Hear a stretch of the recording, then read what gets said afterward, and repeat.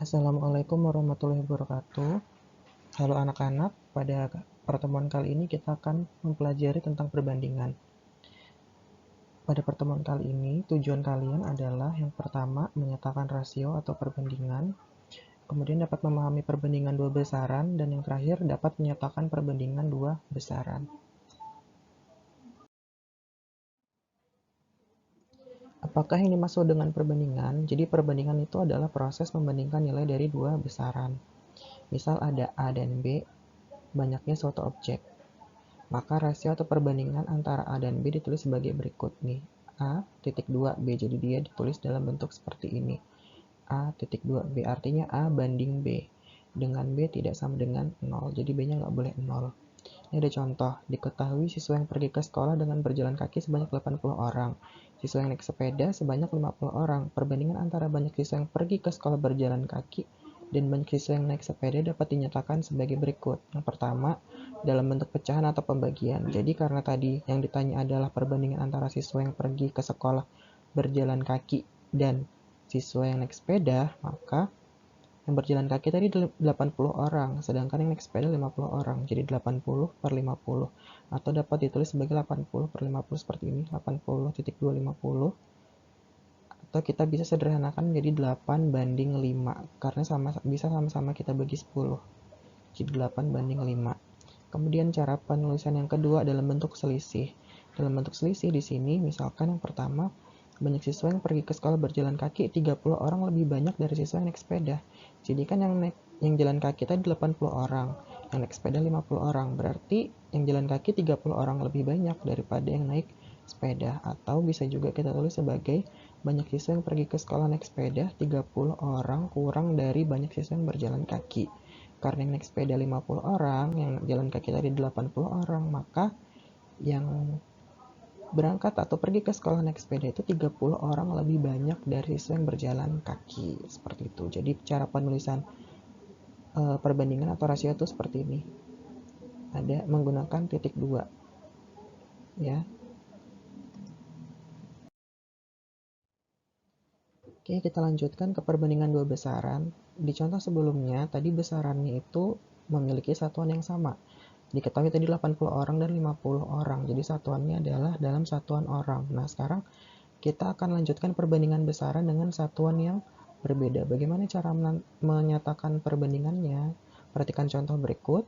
Tony dan Vino bersepeda mengelilingi tanah lapang. Tony menempuh jarak 150 meter, sedangkan Vino menempuh jarak 0,4 km. Perbandingan jarak tempuh Tony dan Vino bisa kita tuliskan sebagai berikut. Nah, kalau kita perhatikan di sini, Tony menempuh jarak 150 meter, jadi satuannya adalah meter. Sedangkan Vina menempuh jarak 0,4 km. Satuannya berbeda, satunya meter, yang satunya kilometer. Jadi kita harus ubah dulu menjadi satuan yang sama. Nah, di sini Bapak ubah dari kilometer menjadi meter. Berarti 0,4 km kita ubah menjadi 400 meter. Perbandingan antara jarak tempuh Tony dan Vino adalah 150 banding 400 karena Tony dan Vino. Jadi Tony dulu kemudian Vino. Tonynya 150 meter, Vino-nya 400 meter. Jadi 150 banding 400. Nah, kita bisa sederhanakan menjadi 3 banding 8. Bagaimana cara menyederhanakannya? Sama seperti menyederhanakan pecahan. Tadi kan 150 per 400. Kita bisa sama-sama bagi 50. Dibagi 50 menjadi gitu. Sama-sama dibagi 50, 150 dibagi 50 diperoleh 3, 400 dibagi 50 diperoleh 8. Maka perbandingannya dapat kita sederhanakan menjadi 3 banding 8 seperti itu. Oke, selanjutnya yang kedua, perbandingan dua besaran yang berbeda. Nah, perbandingan dua besaran yang berbeda ini maksudnya apa? Jadi, perbandingannya memiliki besaran yang beda. Contohnya, waktu dan jarak. Jadi, jarak terhadap waktu. Jadi, ada dua besaran, ada jarak, ada waktu. Kemudian, misalkan ada barang dan harga barang. Terus, misalkan ada volume air dan waktu, bisa menjadi debit ya, seperti itu. Nah, contoh, Aska pergi ke sekolah naik sepeda. Jarak antara rumah dan sekolah Aska 500 meter. Waktu tempuh yang Aska butuhkan 5 menit. Kita mau buat perbandingannya antara jarak dan waktu tempuh. Jadi jaraknya tadi 500 meter, waktu tempuhnya adalah 5 menit. Jadi kita bisa buat perbandingannya 500 banding 5 karena perbandingan antara jarak dan waktu. Jadi jaraknya 500, waktu tempuhnya 5. Dapat kita sederhanakan menjadi 100 banding 1. Jadi sama-sama kita bagi 5 menjadi 100 banding 1. Nah, perbandingan tadi kita bisa tulis sebagai 500 meter per 5 menit.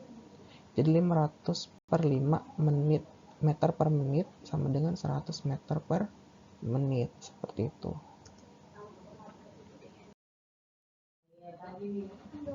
Oke, kita lanjutkan ke selisih dan jumlah perbandingan. Jadi di sini misal diketahui dua besaran, ada besaran A dan besaran B. Perbandingan A dan B disederhanakan menjadi A banding B sama dengan 3 banding 7.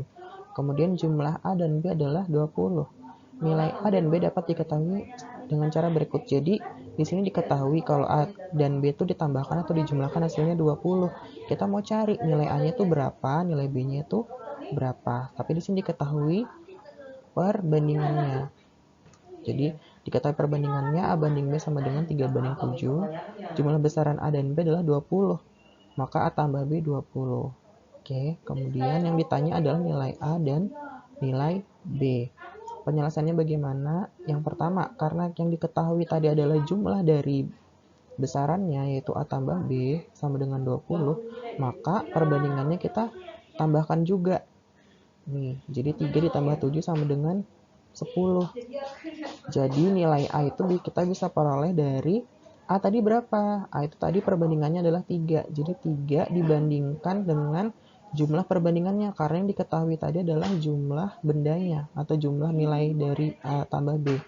Jadi 3 per 3 tambah 7 dikali A tambah B. Sehingga 3 per 10 dikali 20. 10-nya dari mana? Dari jumlah perbandingan tadi. 20-nya dari mana? 20-nya adalah jumlah dari nilai A tambah B. Sehingga kita operasikan menjadi 6. Dihasilkan adalah 6. Kemudian dicari nilai dari B. Caranya juga sama. B tadi perbandingannya berapa? B perbandingannya adalah 7. Maka 7 per 3 tambah 7. 3 tambah 7 dari mana? Sama seperti tadi karena diketahui adalah jumlah bendanya. Jadi perbandingannya juga kita jumlahkan. 7 per 3 tambah 7 dikali A tambah B sama dengan 7 per 10 dikali 20. Diperoleh 14. Jadi nilai A sama dengan 6 dan B sama dengan 14.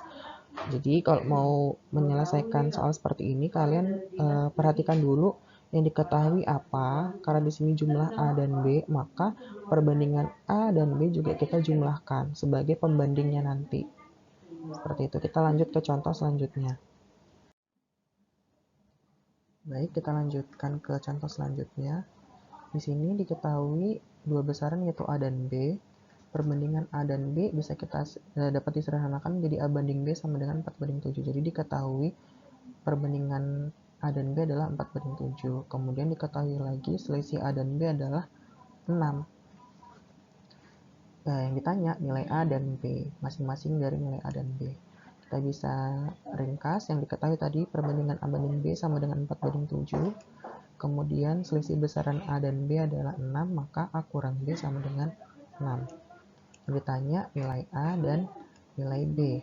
Cara penyelesaiannya, karena yang diketahui adalah selisih dari nilai besaran A dan B, yaitu 6, maka perbandingannya juga kita buat selisihnya. Yaitu kita kurangkan. Jadi selisih perbandingannya adalah 7 dikurang 4 sama dengan 3. Seperti itu. Nah, sekarang kita lanjutkan untuk mencari nilai A. Bagaimana caranya? Sama seperti yang contoh pertama. Jadi untuk mencari nilai A, kita buat dulu perbandingannya nilai A tadi berapa? Yaitu 4. Berarti 4 banding yang diketahui adalah selisih dari besarannya. Maka kita bandingkan sama selisih dari perbandingannya tadi. Jadi 4 per 7 dikurang 4 dikali nilai dari besarannya yang diketahui yaitu selisihnya tadi. Maka 4 per 3 dikali 6 sama dengan 8. Nah, untuk mencari nilai B juga sama seperti itu. Perbandingannya nilai B adalah 7.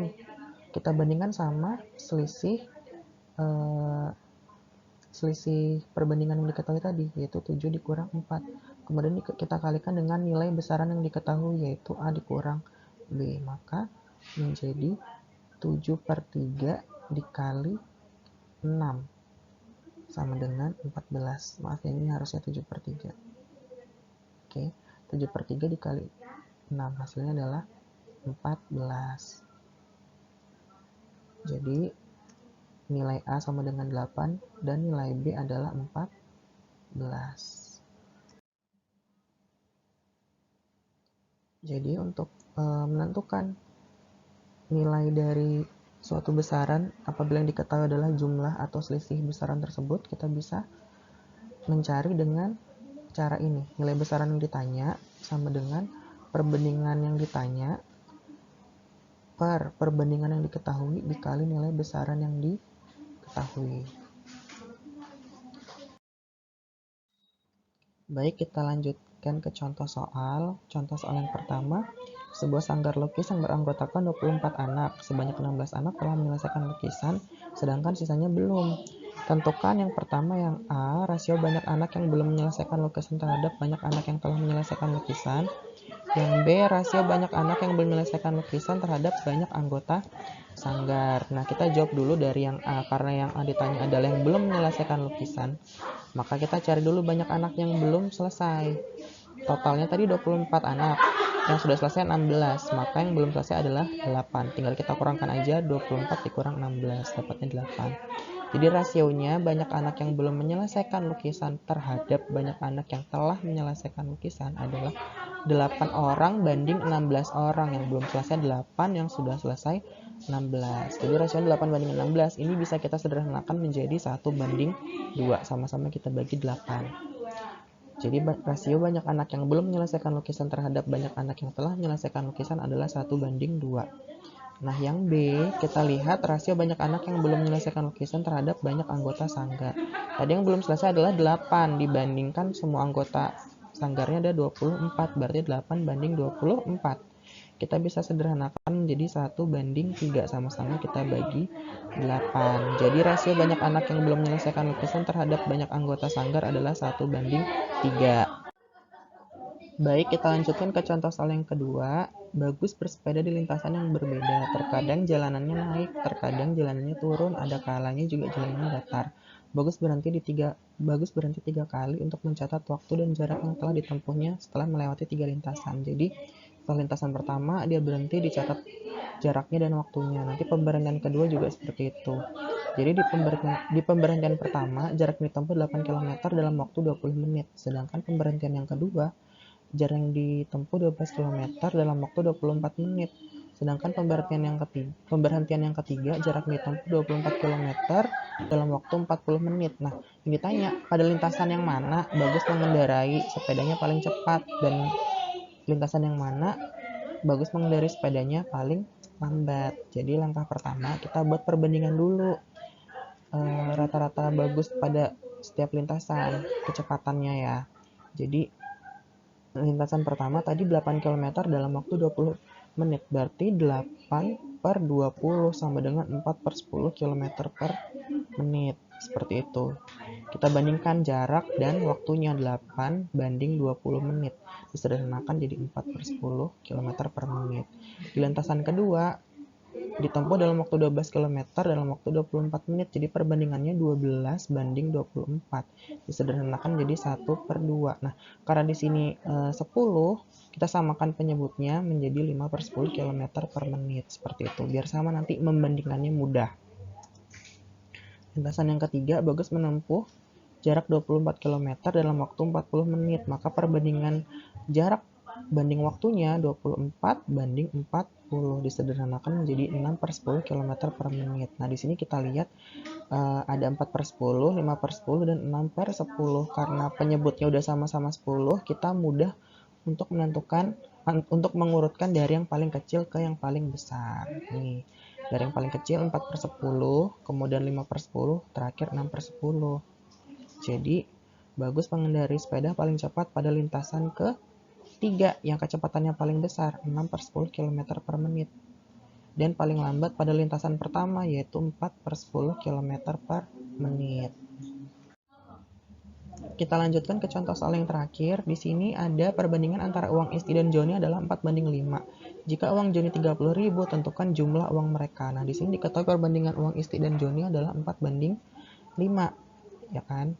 Kemudian total jika uang Joni, jadi yang diketahui uangnya Joni aja nih. Uangnya Joni adalah 30.000. Yang ditanya jumlah uang Isti dan Joni. Jadi jumlah uang mereka berdua berapa? Seperti itu. Nah, sama seperti yang tadi dijelaskan, karena yang ditanya adalah jumlah uang mereka, jadi kita harus cari total dari perbandingannya.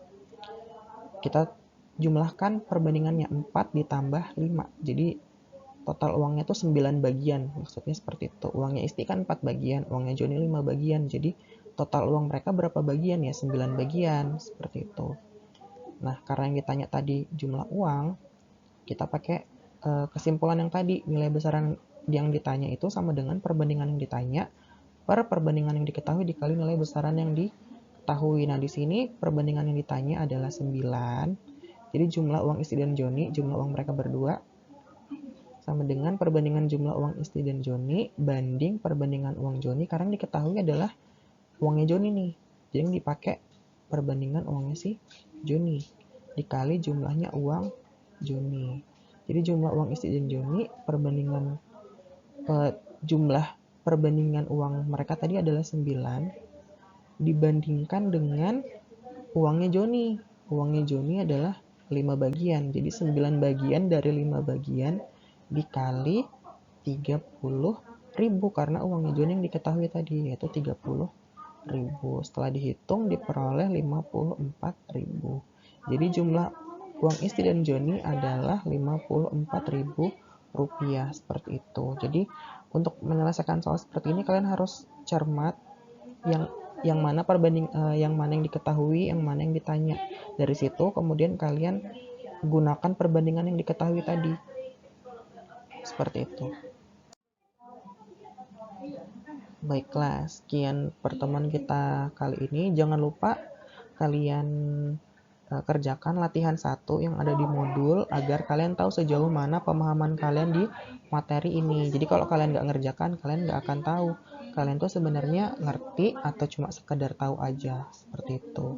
Oke, tetap sehat dan tetap semangat, dan juga jaga kondisi kesehatan kalian. Semoga kalian selalu sehat. Terima kasih. Wassalamualaikum warahmatullahi wabarakatuh.